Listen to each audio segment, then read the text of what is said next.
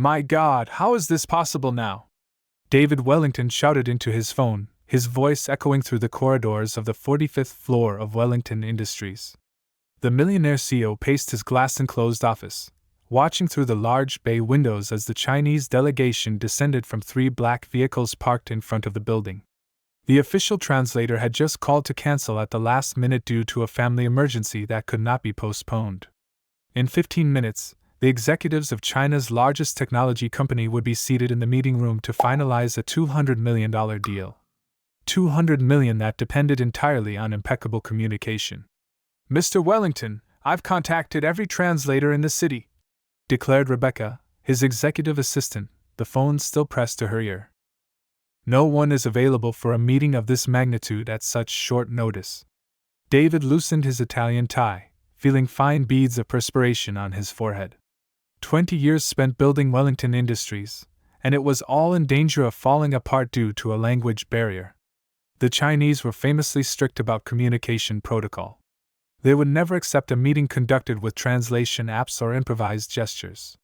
Then a delicate, almost whispered voice sounded from the corner of the room. Forgive me, Mr. Wellington, but I speak Mandarin perfectly. All eyes turned to Jasmine Parker, 28, who had stopped her cleaning job to listen to the discussion.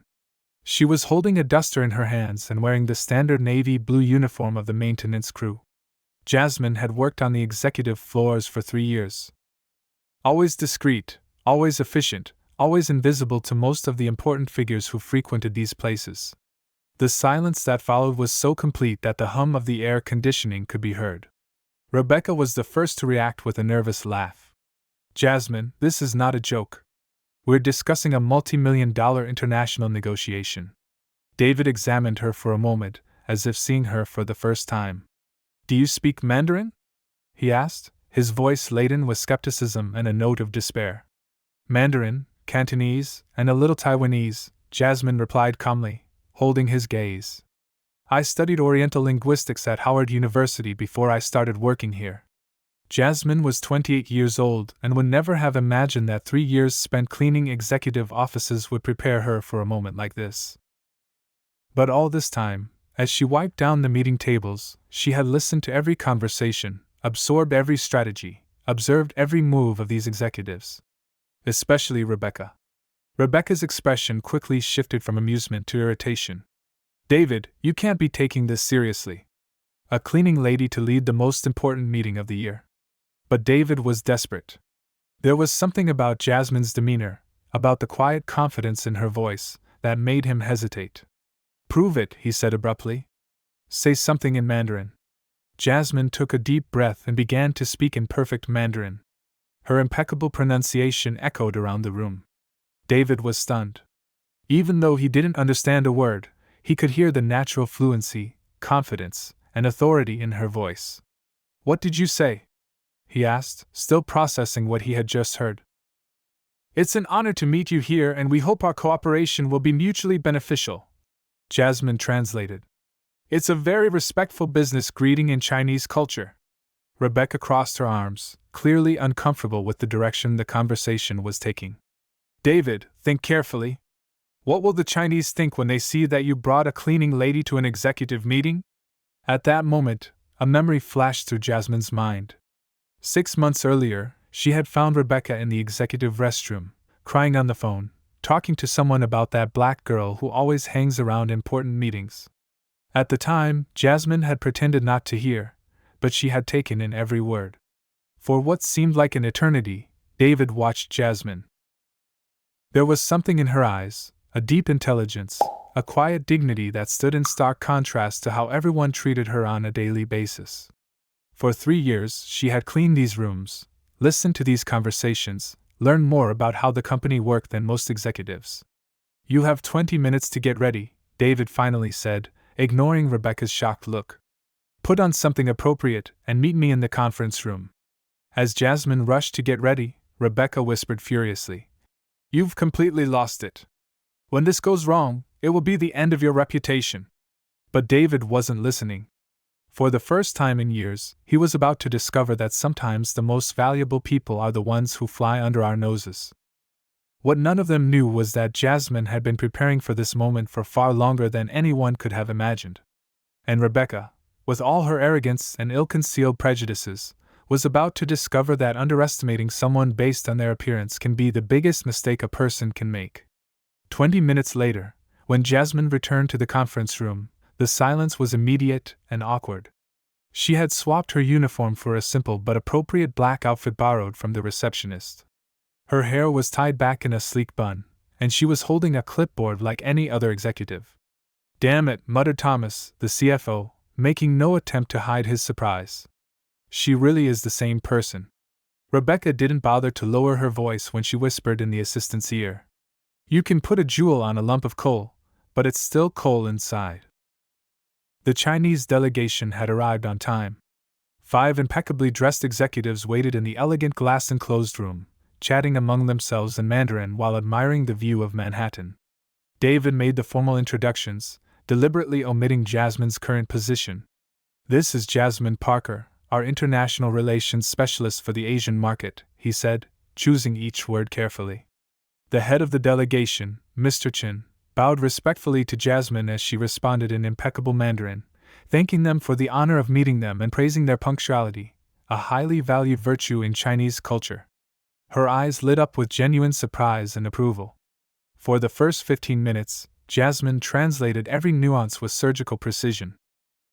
Not just the words, but also the cultural nuances, the diplomatic implications, and even the little jokes that made the Chinese laugh heartily.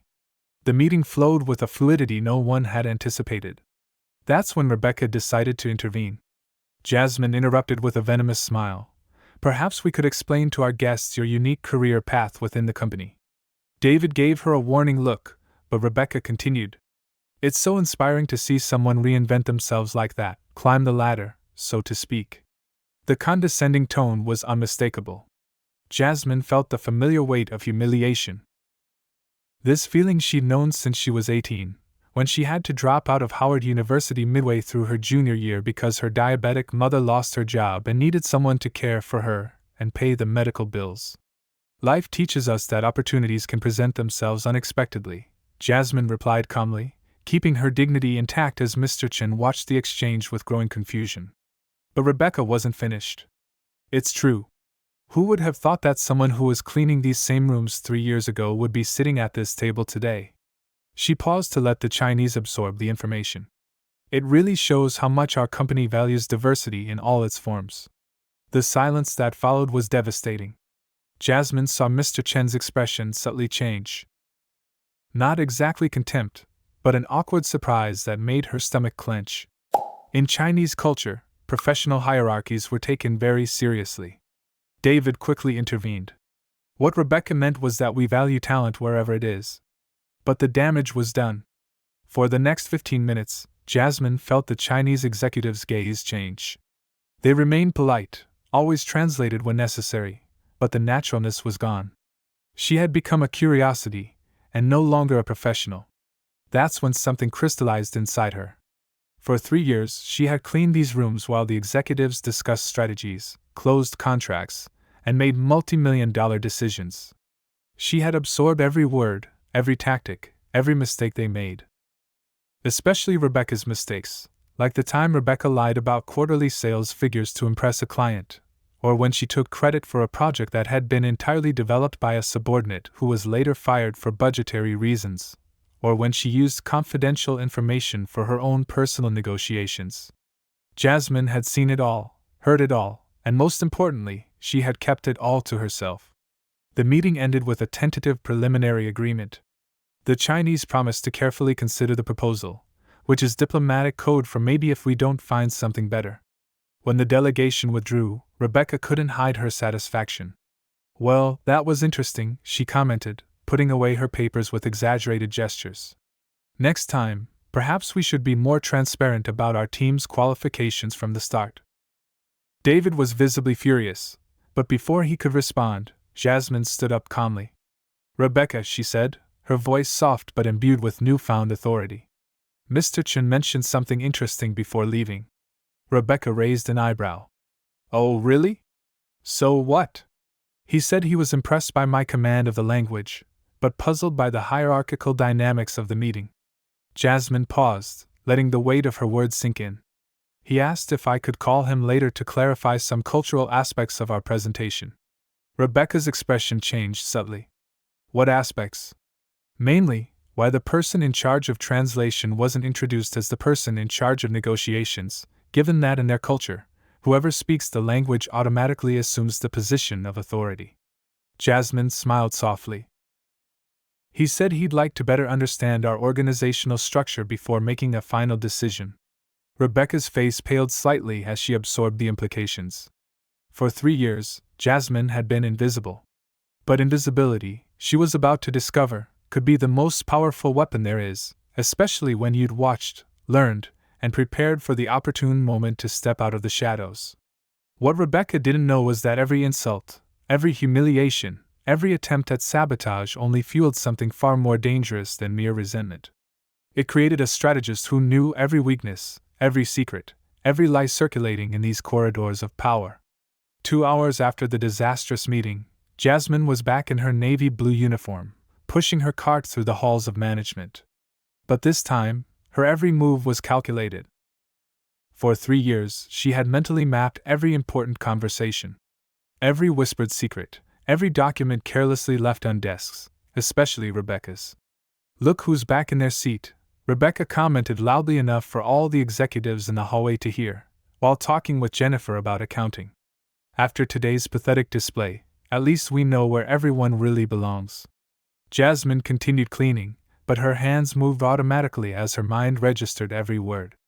Rebecca had no idea that during those 3 years of cleaning her office, Jasmine had seen personal emails left open, overheard phone conversations about contract manipulation, and most importantly, seen the documents Rebecca hid in the back drawer, documents about unfair competition against smaller companies.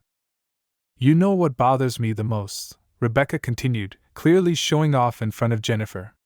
"David really thought a cleaning lady could salvage a $200 million negotiation. As if 3 years of cleaning toilets qualified her to sit at the table with real executives." That's when Jasmine's phone discreetly buzzed. A message from an unknown number, but written in Chinese characters she immediately recognized. It was Mr. Chen. "Miss Parker, I'd like to speak with you privately about our company and your future opportunities. Could we meet tomorrow at 10 o'clock at the Mandarin Cafe on the 42nd floor? I have a proposition that might interest you." Jasmine's heart raced. It wasn't just about translation, but about much more. During the meeting, she had understood that Mr. Chen was assessing not only her language skills but also her business acumen, her attitude, and her dignity under pressure. That evening, in her small Brooklyn apartment, Jasmine opened a file on her computer that she had been compiling for 2 years. It wasn't paranoia, it was preparation. Every company has its dirty secrets, and 3 years spent in the shadows of the corridors of power had given her access to information that could shake organizations. The Wellington Industries Irregularities file contained 63 pages of meticulously collected evidence. Printed emails that Rebecca thought she had deleted, recordings of phone calls recorded by the security system when she worked weekends, and most importantly, photos of documents proving that Rebecca had deliberately sabotaged 3 contracts with black-owned companies over the past 18 months. Jasmine had seen Rebecca lie to clients, take credit for projects developed by others, and above all, use her position to block promotions for employees she deemed unsuitable for the company's image. Jasmine had seen it all, heard it all, and most importantly, she had kept it all to herself. The next day at 10 o'clock sharp, Jasmine arrived at the Mandarin Cafe, dressed in a simple but elegant outfit she had bought with her first savings from college. Mr. Chen was already waiting for her, accompanied by an elegant woman who introduced herself as Lisa Wang, the group's vice president of international development. Miss Parker began Mr. Chen in English before switching naturally to Mandarin. "Yesterday, I noticed not only your command of the language, but also something far more valuable, your composure under inappropriate pressure." Lisa leaned forward. "Our company is expanding into North America. We need someone who understands both Chinese culture and the dynamics of American business. Someone who has observed how business really works from the inside, and someone," Mr. Chen added with a perceptive smile, "who has the dignity not to bow to insignificant people in important positions." For 2 hours, Jasmine spoke fluently about market strategies, cultural differences in negotiations, and especially how American companies often underestimate the sophistication of Asian investors. She subtly mentioned some irregularities she had observed at competing companies, without giving specific names. When Lisa slipped her a business card, Jasmine read Parker, an international consulting partner. At the bottom, an annual salary 5 times what she earned at Wellington Industries. "Consider our offer," Mr. Chen declared, standing up. "But we have one specific condition. We would like you to start by investigating some anomalies we have discovered in Wellington Industries contracts. It appears there is evidence of questionable practices that violate federal international trade regulations." Jasmine held the business card steady. For 3 years, she had been treated like a piece of furniture. Now, 2 of the brightest minds in Asian business were offering her not only a job, but also a strategic alliance. "There's an emergency meeting at Wellington Industries tomorrow," Lisa said quietly. "We heard the Chinese delegation filed a formal complaint about contractual irregularities. It might be worth attending." That evening, Jasmine called her mother. "Mom, do you remember when you always told me that patience is a smart woman's most powerful weapon?" "Of course, darling. Why? I think I finally understand what you meant." Hanging up, Jasmine stared out her apartment window toward the Manhattan skyline. Tomorrow, Rebecca and the entire Wellington Industries team would discover that 3 years of invisibility had created something far more dangerous than a resentful employee. They had forged a strategist who knew every weakness, every lie, every secret of this company. And unlike executives who underestimated people based on appearances, Jasmine had learned that true strength came from observation, planning, and acting when her opponents least expected it. The next morning, the executive boardroom at Wellington Industries was buzzing. The tension was palpable. David had called an emergency meeting with the entire board after receiving an official report from the Chinese delegation alleging serious contractual irregularities that could lead to a federal investigation. Rebecca walked in confidently, her bright red suit and heels echoing with authority through the halls. She had spent the night preparing her defense, confident she could pin all the blame on the incompetent housekeeper David had summoned to the meeting. "Well," Rebecca began, addressing the 7 board members, "I imagine we're here to discuss yesterday's fiasco. As I warned you, entrusting a negotiation of this magnitude to an unqualified employee was a reckless decision that is now costing the company $200 million. Just then, the door silently opened. Jasmine entered wearing a crisp gray suit, not borrowed, but purchased the day before with the advance the Chinese company had given her. She carried a leather briefcase and a laptop, moving with the confidence of someone who had finally found her place. "I'm sorry I'm late," Jasmine said calmly, taking a seat next to David. "I was finishing up some important information for the meeting." Rebecca's face tightened with ill-concealed irritation. "With all due respect, David, I don't understand why she's here."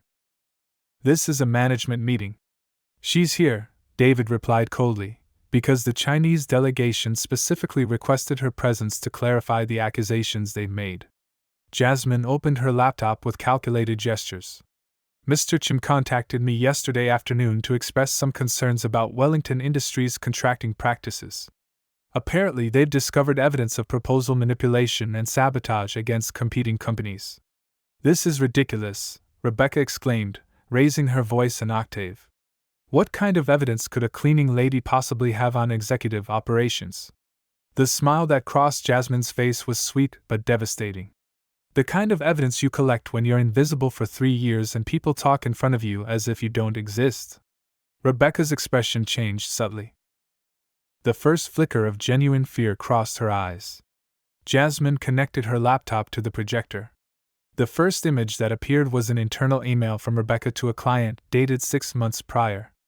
This email, sent to MS Corporation, contained confidential information about proposals from Johnson Corporation, our direct competitor at the time. The silence in the room was deafening. Rebecca tried to interrupt, but Jasmine continued relentlessly. This second document shows how Rebecca deliberately inflated the costs of projects led by Black and Latino employees, forcing cancellations that she then attributed to the incompetence of managers. The screen displayed spreadsheets with obvious edits, internal emails, and security system recordings. For 3 years, Jasmine had meticulously documented every irregularity. "This is a setup," Rebecca cried, standing up abruptly. "She's fabricating evidence to get revenge because I revealed her true position in the company." Jasmine sat calmly. "Mr. David, the recording I'm about to play for you was made by the company's security system 8 months ago." Rebecca's voice echoed over the room's speakers. "We can't have these kinds of people thinking they belong in management meeting rooms.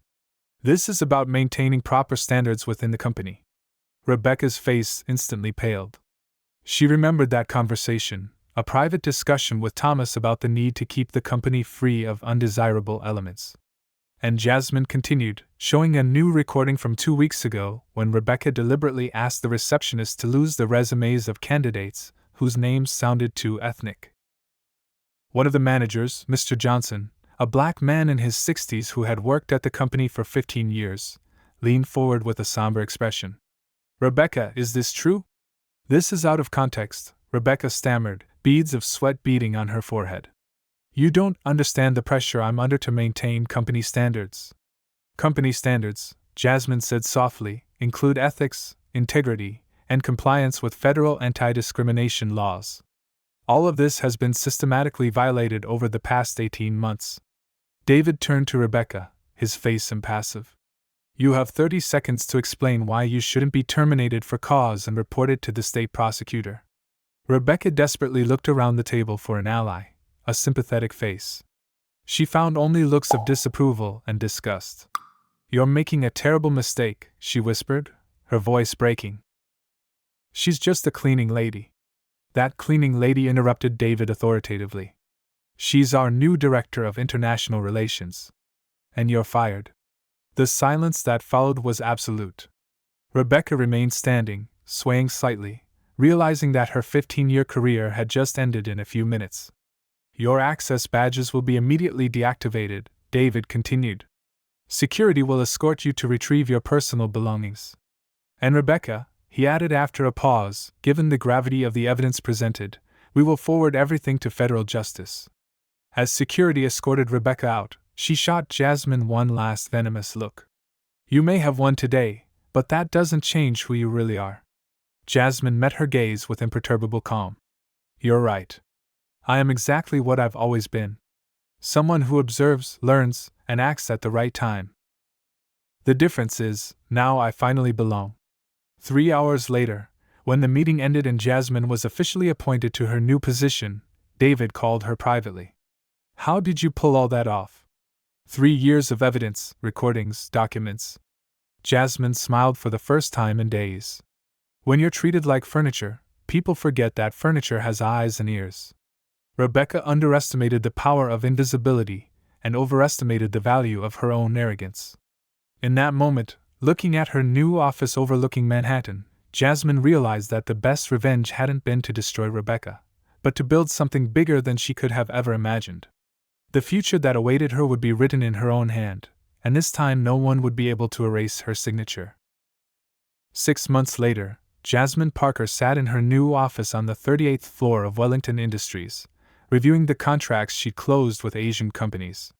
Her glass desk was covered with documents in Mandarin, Cantonese, and English. Negotiations that had already brought in $400 million in new business for the company. "Jasmine, the South Korean delegation has arrived," announced Jennifer, who was now working as her personal assistant. "They're eager to meet the woman who tripled our sales in Asia in just 6 months."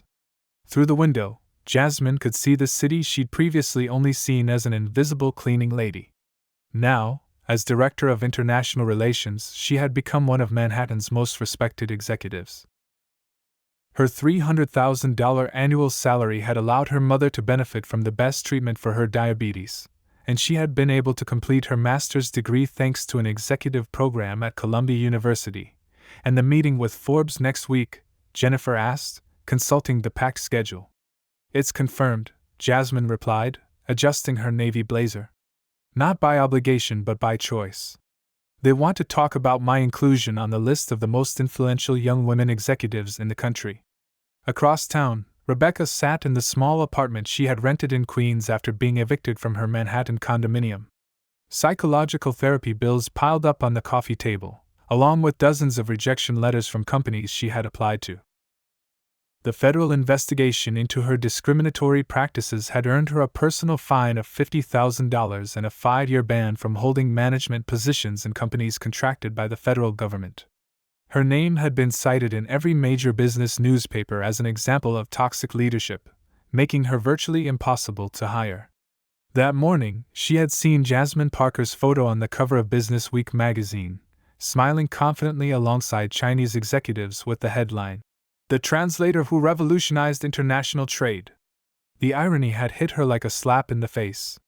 Back at Wellington Industries, David had called a meeting with all management to announce the exceptional half-year results. "Jasmine Parker didn't just save our negotiation with the Chinese," he told the packed room. "She opened doors to markets we never thought possible." Mr. Johnson, the black manager who had witnessed Rebecca's fall, stood up to give a short speech. "In my 40 years in the corporate world, I have rarely seen such a dramatic transformation as Jasmine has brought to our company.